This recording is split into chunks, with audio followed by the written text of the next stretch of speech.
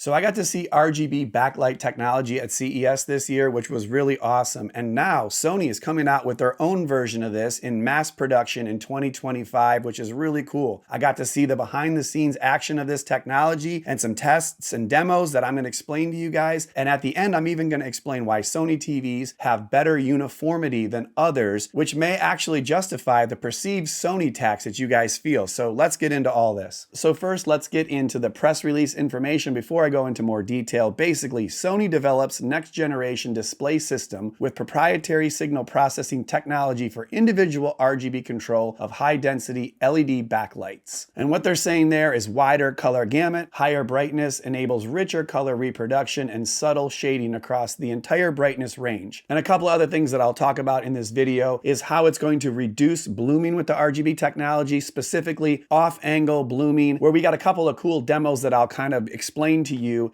And again, it's incredible work that they're doing and great to see it in person in Japan on our Sony trip. So let's start with what is RGB and why it's being called that by many different companies. Now, Sony has no official name for this, so before you start calling it the new Bravia 10 or the Bravia 1 or something like that, I literally have no idea what the name could be and when it's coming out. So Sony did not give us those details, so don't be putting that in the comments and telling me what it is, but I'm interested to hear you guys' thoughts anyways. But let me explain what RGB is. So traditionally you had blue light or white light on the backlight of an LCD system. And I just made a video about this, so definitely check out the different technologies as I explain some of them there. But you had blue light, white light that then got changed into the color that you wanted. And then after that, after it was changed, then you had areas of a screen that would block off the light that you didn't want. So it sounds somewhat inefficient to me, and at the same time, the challenge has always been kind of blocking that extra light out. Even though LED TVs have gotten so much better over the years, all the way back from 2004, the first Qualia LED TV from Sony that they showed us, all the way up until now in 2025 with the Bravia 9. As good as it is, got blown away by this RGB TV that they showed us that was actually 3 years old. So now with the RGB system, you simply have a backlight that pushes the exact colors you want out from that backlight, and you don't have to deal with knocking other colors down necessarily. And that basically leads to a brighter display that has more color volume and less blooming. And you can see a simple color volume comparison. Traditional OLED, at least from 2023 and before that, had the least amount of color volume due to some of the inefficiencies of that pixel level control with white subpixels. Basically a little bit inefficient, even though you had great pixel level control, that lacked brightness in the overall screen for various reasons. But then you had QD OLED that was more efficient and brighter, using blue light and converting it into red and green, giving you better peaks with regards to those colors and having more color volume in general. And then Mini LED, of course, has gotten better over time, but because it's a much brighter backlight system, it leads to good color volume, but of course you have some blooming and some other downsides. And then lastly, now you have the RGB that has kind of the best of both worlds, where you're getting a lot of great color, it's a very efficient panel, and just much brighter and more exact colors. So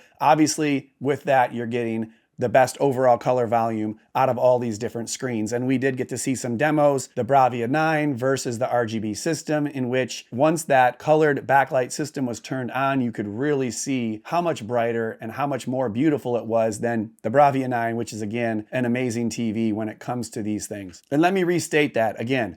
Sony told us that the RGB model that we were looking at was something that was being designed from 3 years ago, was like a first generation model of this new technology that was beating the Bravia 9, which is an amazing TV in every way. So that is pretty impressive. And I think, you know, they kind of teased to the point that imagine what 3 years down the road technology would look like. So if we're talking 2025 or 2026, who knows when this is going to come out, you'd imagine that that system has been improved over the last couple of years. Now, besides the brightness increase, there's also the ability to block off light or to control blooming, because in 2024, we got to see the 22-bit backlight system of the Bravia 9, where blooming is reduced and precise control allowed really bright highlights against a really dark or even black screen that looked very OLED-like when you put it up against the competition. We did see that against, I believe, a Samsung QN90C, where there was not nearly as good of backlight control, and you could see how much better the Bravia 9 was going to be able to control that light system, and it was very impressive. And so that 22-bit system was very good. However, this new RGB is going to have 66-bit level of control for these primary colors in the backlight system. So that's 22 to 66-bit. Obviously, that's going to be a huge increase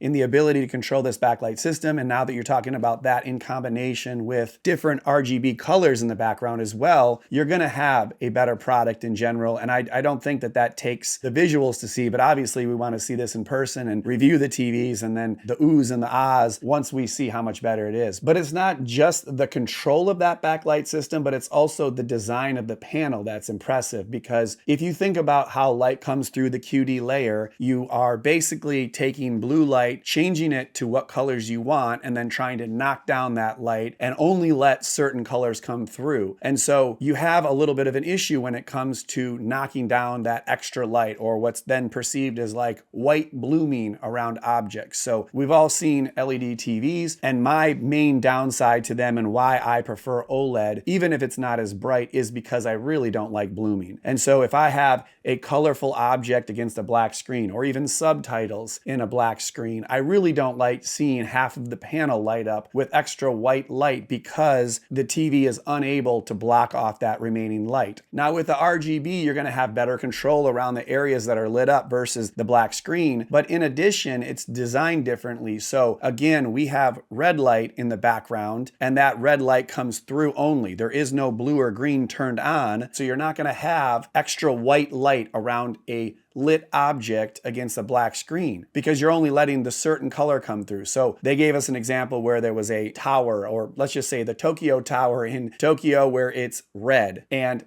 it's black all around that.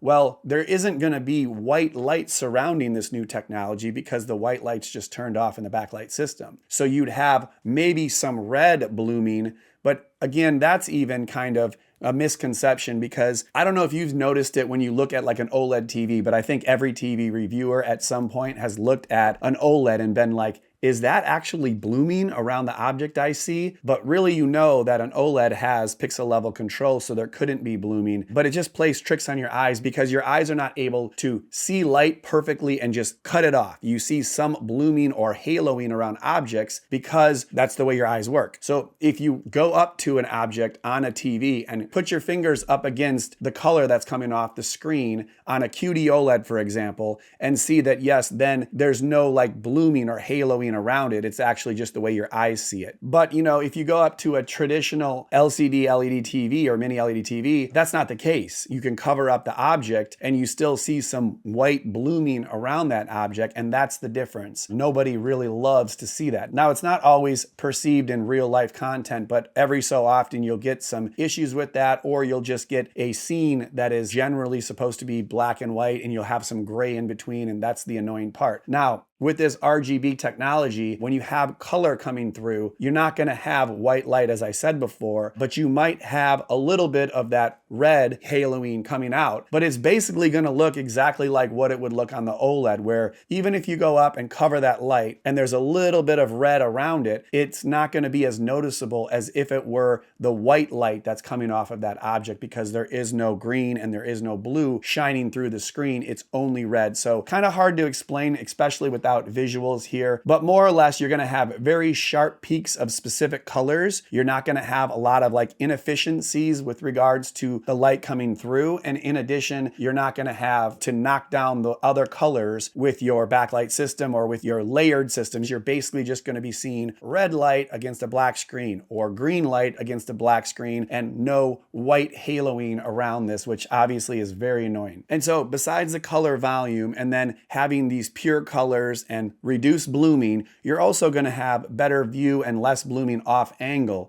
because of the way the layers work on the new backlight system. one. So again, you won't have to have extra layers of knocking down colors and being inefficient, and therefore off angle, you're seeing some of the downsides of that technology any longer. So off angle viewing of this new RGB technology is also better than the Bravia 9, which again we saw as an example. And the reason why I think people are going to flock to this is because this is made for even larger TVs. Because right now, I think the largest QD OLED TV is 77 inches, but Sony's talking about this technology being for 100-inch sizes and above. Again, same thing that we saw with some of the other companies, but really there's no limitations for this backlight technology the way it's designed. I think the only limitation is kind of what is logical or, doable to ship to people, logistically speaking. Like you can't make a 200-inch TV right now that's super convenient to ship across the ocean and or get it to people's houses in one piece. I do think it's coming, but I just mean right now the limitations are what people can manufacture and not necessarily the technology. But they did want to make a point that this is a limitless backlight system with regards to how big they could make it. So is a 200-inch TV coming in the future? I mean, I hope so. It'd be pretty awesome. And if we're gonna have a 200-inch TV, then it is important that it looks good from different angles, because even a 200-inch screen, or let's say 100-inch or 115-inch, whatever, if you're gonna be sitting in front of that from a certain distance away, how it looks from straight on and how it looks toward the edges is going to be different just from where you sit in the middle of your room. So it's very important to see how this looks. We got a demo of the characteristic curve of front view. So Sony engineers have put time and thought into how the screen looks from straight on and to how it looks at the edges of the screen from straight on. And, I'm sure that this transfers to how it looks off angle as well if you're sitting over toward the side of your room. Again, we got to see a little bit of this, a display of if you're sitting 2 meters away from a screen and you're in front of a 65-inch, that's a 40-degree viewing angle. But if it's an 85-inch, it's 50. If it's 115-inch, it's a 65-degree angle. So how you see that TV is important, because if you just make a larger and larger and larger TV, but don't have better technology in your backlight system or in your TV in general, then how you're going to see that TV is just not going to look as good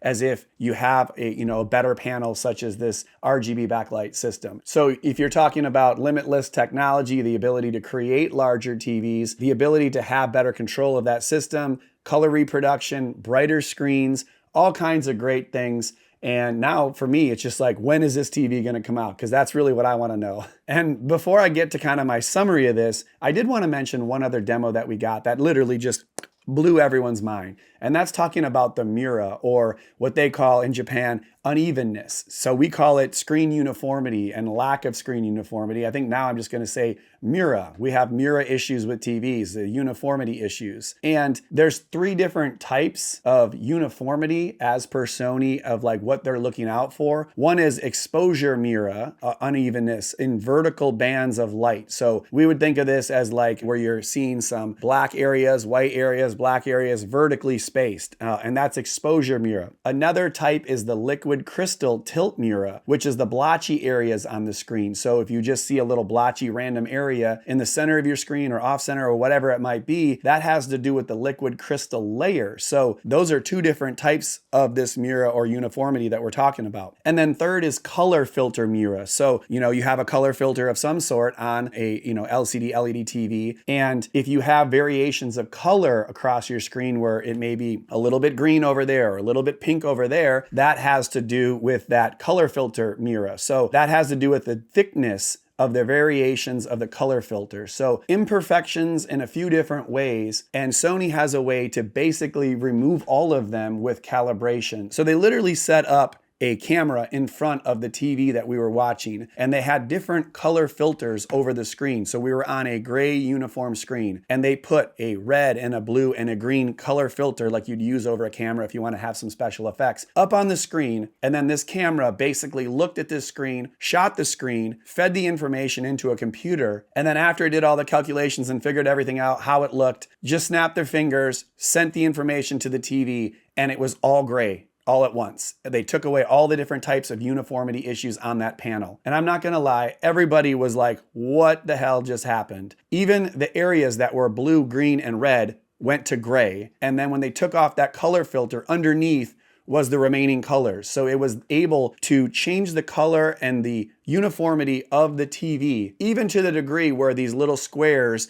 then went to blue, red, or green, just like that with the snap of a finger. It took less than 1 minute to do this calculation. And so basically what it's telling me is there's a reason why Sony TVs typically have better uniformity than some of the other ones. I'm not saying that the other companies don't do this sort of technology themselves. I'm not sure who does, who doesn't, but we got to see basically that not just these RGB TVs, but every Sony TV made goes through this process where they take a snapshot of it and they do all the computations and they make the screen as uniform as possible before they pack it up and ship it out to us. So that was pretty crazy, and I'm not kidding. Everybody across the board, all the journalists, all the TV reviewers had no clue this happened. And it was a pretty impressive demonstration that I was just like blown away by. And so in summary, I have a couple things to point out. One, super excited for the RGB technology to come out. Again, I don't know when it's gonna come out. Man, I'm hoping that it comes out later in 2025. I'm hoping that it's the big new badass model from Sony that we're all hoping for. Maybe it comes out in 2026. I'm not certain. But it's a pretty cool technology, and it's pretty cool to understand why they're going to it and what benefits it's gonna provide over some of the best LED TVs or mini LED TVs out right now. And it also gives me hope that LED TVs are not dead. It's just not the same thing year over year because a lot of time and effort is put into this. And that's just kind of what I got in general from my trip to Japan. Of course, we have more information to come. Look out for April 2nd as we talk about more Sony products yet. But I got just the general vibe that Sony specifically and the Japanese culture in general are very focused on doing really good jobs in basically every aspect in life. They take pride in their work. They take pride in their cities. I mean, when I visited Sony and I visited Tokyo, I just got this overwhelming feeling that there's a lot of pride in the way that they do things, and I was very appreciative of it. And it makes me understand if Sony prices might be a little bit higher than we would love to have. I'm starting to understand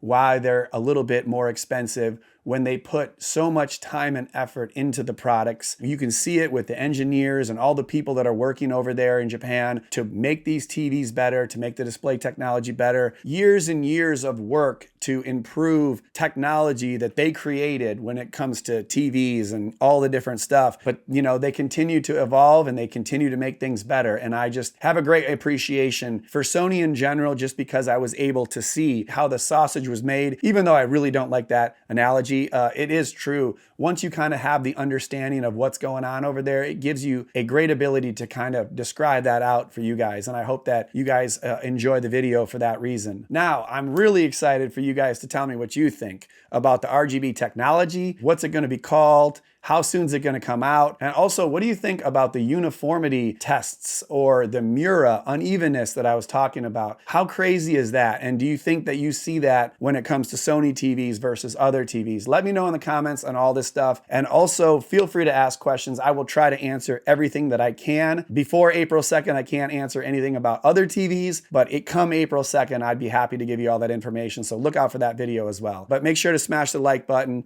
and subscribe to the channel if you haven't already. And I will see you guys in the next video.